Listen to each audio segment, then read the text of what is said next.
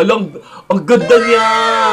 Nandito ulit tayo sa Grow a Garden para magpagandahan ng garden design. Ang ating team ngayon is all about mga pets sa Grow a Garden. So titignan natin yung may pinakamagandang design ngayong araw na ito. Ang cute ng uncat niya! Kaliko? Kaliko, hindi ko alam yung kaliko. DLC! So cute!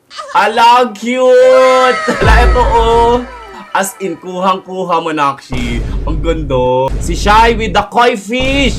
Hello! Hello, koi fish na koi fish, Ang angas niya mag-design. It's a grizzly bear. Ano ta, Nakshi? Sasuke. Grizzly bear. Eto sa kanya. Ang cute ng kanyang bidin, mga... Hello, kuhang-kuha. Cook owl. Hello! Ang cute ng Cook owl niya. Bakit parang Hello Kitty? Hello, galing! Albino peacock, mga Nakshi. Palakpakan natin, mga Nakshi. Palakpakan natin itong albino peacock po ni Invictus. Eto, yung kanyang design, mga Nakshi ni Invictus. Alam, ang ganda niya!